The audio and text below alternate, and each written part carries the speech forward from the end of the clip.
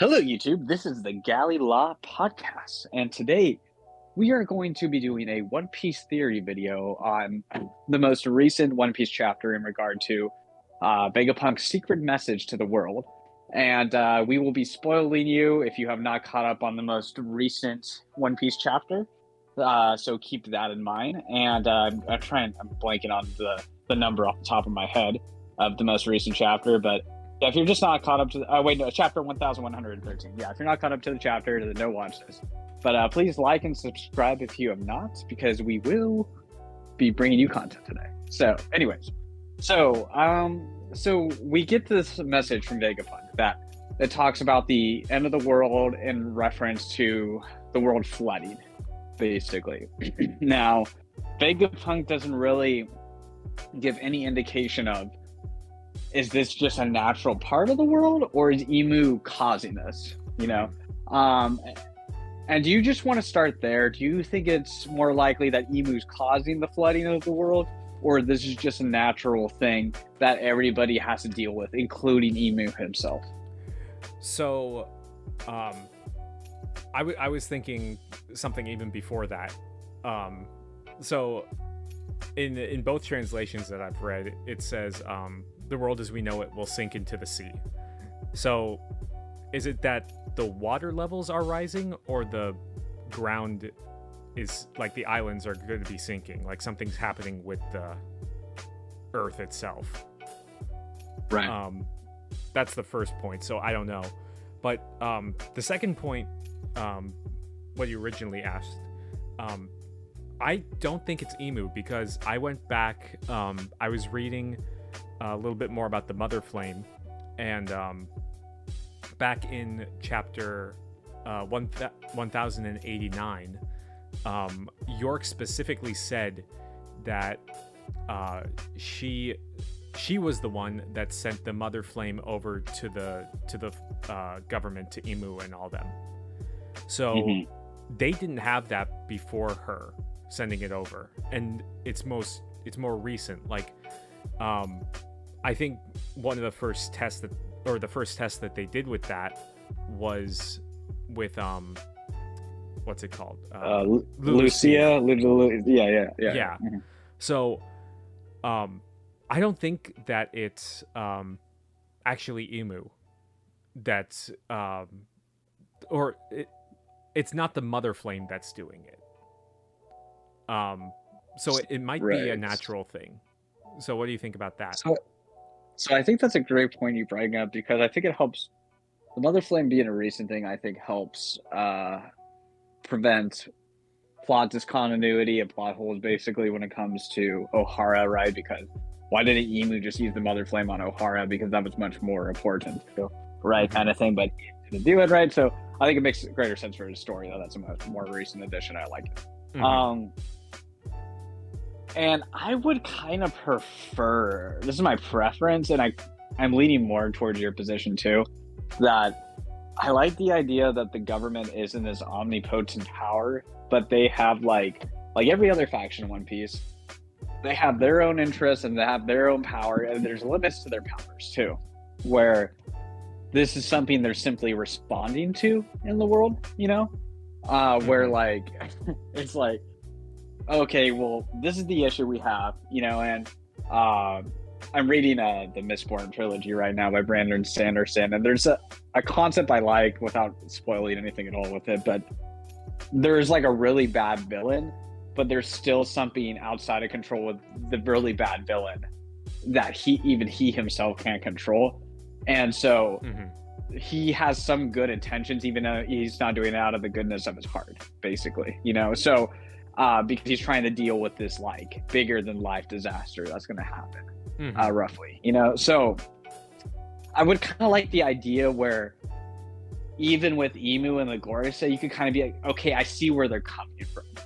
They're responding with this big disaster that's happening, right? Even though they're still dictators and they just want to control everything and they have a horrific view on life, but there is some good they do provide the world, kind of thing, which corresponds well with the revolutionaries, right? Where like the revolutionaries don't want to topple the government, they just want to replace the people and the government, basically, you know. And I think some of the points that point to that the government isn't responsible for it is because I don't see why the Gorosei would focus so much on maintaining order in the world when their ultimate objective is just to destroy the world. Yeah. But I still think that this is somewhat linked to the Void Century in some way. Sure. Because I mean, there's just a lot of things that relate specifically to the water levels and everything,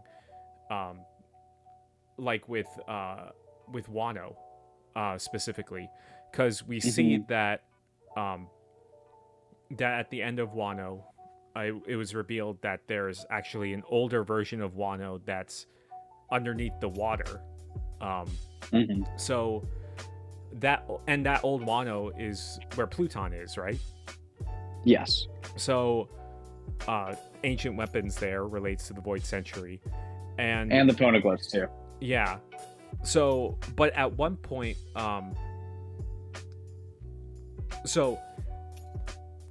this also relates to the Celestial Dragons, because I think that old Wano knew something, and they sealed the borders of Wano, which effectively put them higher up in elevation, and kind of provides like a what's it called, like a barrier around them to prevent the flooding, which relates to where the Celestial Dragons are, which is at the top of the red line, which is like the highest point in the world. So they probably knew that something like this was going to happen. And then it relates to like Impel Down, where I hadn't even heard this before this, but people were like, how did Impel Down get built underneath the ocean? That. So it could have possibly been rising steadily over the years. But then you have a weird thing with like Eni's Lobby, though, where you have just that huge chasm right under it where there's like no water. Yeah. But also I think it's also in 1089, where they specifically said they go and check the hole that was made by the Mother Flame. And they said there's no trace of the land anymore, just an enormous hole that the sea that waterfalls are pouring into. There's no sign of the hole filling up. So I was just thinking about Vegapunk, because the Mother Flame is a creation of Vegapunk's, and Vegapunk always wants to create something that will help the world, but it gets taken by the government and bastardized in some way. So my crackpot theory is that, like, maybe the Mother Flame was meant to create holes in the world where water can flow into, but it doesn't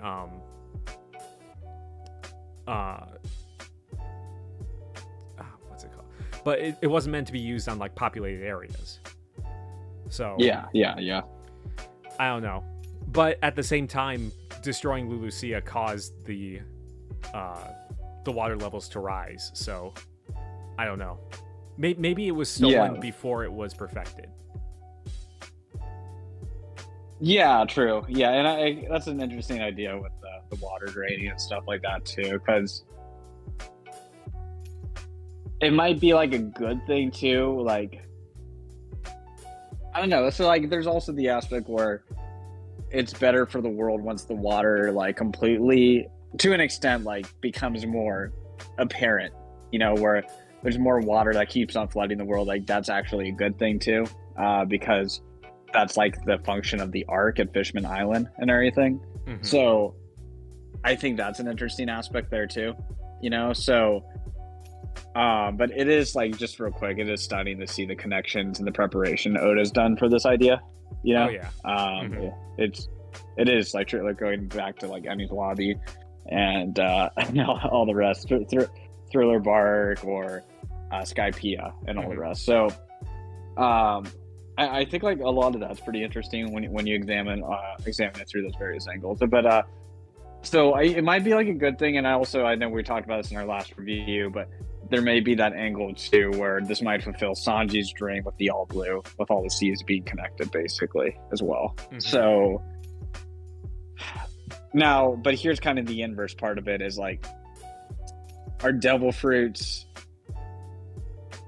what are the rules of the devil fruits? Do the government like them? Are they kind of indifferent to them? They just like them when they have control of them? Or is their nature oriented against the government in a way? Because it seems like if the world naturally was flooding and stuff, then like it leads to this idea where like it's like against devil fruit users, which means it's against Nika and the Gear 5 and everything, right? So yeah. So maybe, so like maybe you could say the world flooding isn't the ideal because it tends to be against the Liberator, which is Nika, right? So that's something Nika has to fix, so it's really difficult to say if the water is something that's good for the world or bad for the world, Yeah. But yeah, it is interesting that you bring up the devil fruits, because that's like the main thing that we know about their weakness is that in water that the user will drown. So so I don't want to go into a whole rabbit hole with this, but if Emu is causing this or is the cause of this, I was looking up some theories about Emu, and I saw somewhere that potentially it could be that Emu has the power of an umibozu, which is a Japanese spirit that lives in the ocean and specifically like sinks boats. And like its typical depiction is like an all black figure, and you can only see its eyes, which is basically Emu from what we've seen of them. So there's one other creature that kind of comes to mind with that description too, and that's the creature from the Florian Triangle that we see in Thriller Bark at the end. Yeah, that got no explanation and was never brought up again. Yeah, well, though, there's always going to be an explanation later on, Yeah.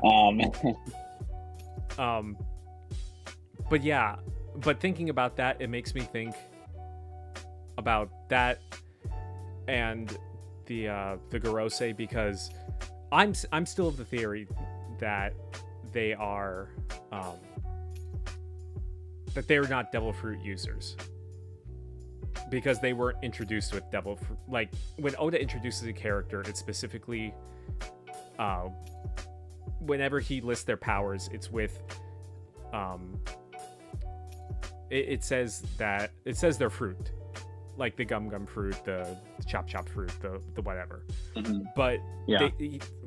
But when the Gorosei were introduced in their forms, they were never specifically introduced with fruit names. It was just these mythological creatures.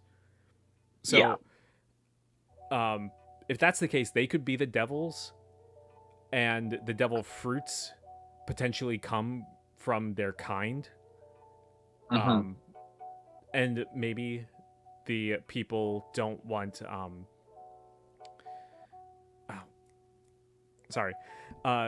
they don't want the common people having access to this ability, so that the water being a weakness and the flooding relates to that.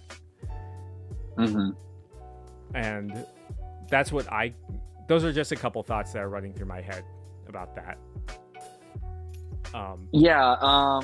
So because we don't know how the devil fruits really originated, and like where did the government have a monopoly on them, and then they lost control of it. Did someone, maybe it was Joy Boy, right, who broke that monopoly basically, and the fruits got like distributed among the world, and then the government is just like, okay, let's just start giving these out to our own people, like the admiral, basically, so because we don't know how the fruits, do they just randomly spawn, because we don't know where Doflamingo found the Maramara no Mi, for example. Yeah, well, it seems that they, like we saw with Monet's fruit, it spawned, oh no, it wasn't Monet's fruit. It was some fruit that we saw when someone died, it got spawned into a random nearby fruit. So, yeah, I don't know how Doflamingo got a hold of Ace's fruit, but but yeah. Yeah, and I think so. That's kind of like so if you see, it's kind of hard to see devil fruits as a good thing or a bad thing by their nature, because just in terms of the narrative themes of everything, where are they designed like, because if they come from the devils, right, then they're seen as like a negative thing that they don't like, that are right, like in a way, like if it comes from the villains, like their essence, then devil fruits are negative. But then we see devil fruits like the Nika fruit, right, where it's like, no, like this is actually the fruit that's going to take them down simultaneously, and that's good. But at the same time, like that fruit has a negative relationship with the water, so is the water a bad thing? For the world too. But and I guess like those theories of like the red line, that tends to be the emphasis on the bad thing. But also water narratively is also seen as like a good thing in the One Piece universe, is because that's how Luffy does his adventures. Yeah. I did see, speaking about the world of One Piece itself, that it's interesting that the Celestial Dragon main palace is called Pangaea Castle. Pangaea being the name for when all the continents were united. So, it gives you a lot to think about with that. If maybe that's what happened. I don't think that we're going to be getting a direct flashback right now about this. No. Yeah, I feel like that would be too much, especially with the Kuma flashback in this as well. But speaking of the red line, I did see something that the red line is like, it's just unnatural, it's a whole continent that spans the whole globe. Sure. And there's the whole thing that Fishman Island is at the base of the red line, and Fishman Island's going to be destroyed. So do you think that like destroying the red line and Fishman Island, do you think that would that seems like something that would inevitably happen, but do you think that the red line was put into onto the world or whatever as something from the Celestial Dragons or Emu or something? Yeah, because I just think it benefits them too much, and the way they talk about creatures from the rest of the world, they just describe them as insects and everything, so yeah, I think that I think the red line, yeah, that's definitely like a creation of the world for sure. Yeah, and it divides the world. So by the calm belt, it's kind of barren. Yeah, Yeah, we don't really hear of anything else on the red line. It's just except like King's people. Yeah, and which I think is interesting too. Yeah, and that could be that the Celestial Dragons hunted them all down. They were the original people that were on the red line or something. Or maybe that they hunted them down because they can fly. Yeah, that's a good point. Yeah, they can avoid the flooding. But again, is this something that the world government or Emu or the elders or whatever are intentionally doing? Yeah, and I think the red line may be, but in terms of like all the other stuff, I'm not entirely sure. The water, I think, is just really, as I was talking about, like narratively, it's hard to see it as a good or bad thing because there's good devil fruits, bad devil fruits, and Mm-hmm. the water also is like something that's idolized and loved by pirates too. So Mm-hmm. it's hard to tell, really. At this point in time. Yeah. Well, but I do think the red line that is a creation of them. I think kind of the other, at least like my last point, I would say is like what I wanted to talk about would be the role of Skypiea, where Mm-hmm. what was it the upshot stream? Sorry, I'm blanking. Oh I'm yeah, blanking on the name the of it. knock-up stream, I think. Knockup stream. Yeah. Yes, the knockup stream. Um, like I find that kind of interesting because the heavens, if you will, of the One Piece world's like Skypiea, and then you have like a weird water design that like will shoot you up into the heavens and everything like that. And it's just kind of interesting, just like the role of Skypiea too, because like Mm-hmm.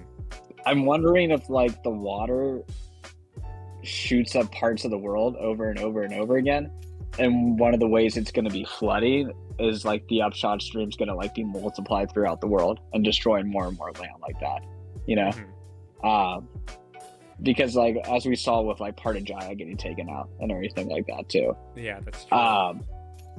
So I think that's kind of one way the world can flood, if you will. Mm-hmm. Yeah.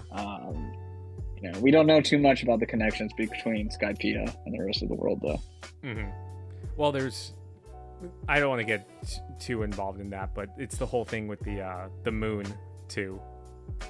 Because I think the theory was that the Skypeans were originally from the moon, and yeah, but And we've only seen one of the moons in the story, right? Yeah. We've never seen multiple moons in the sky at once. but And this is off of the idea of O'Hara having multiple moons in the Yeah. library, right? yeah, but if there are multiple moons, that could have something to do with the water level, because the tides are all affected by the moon. Mm-hmm. So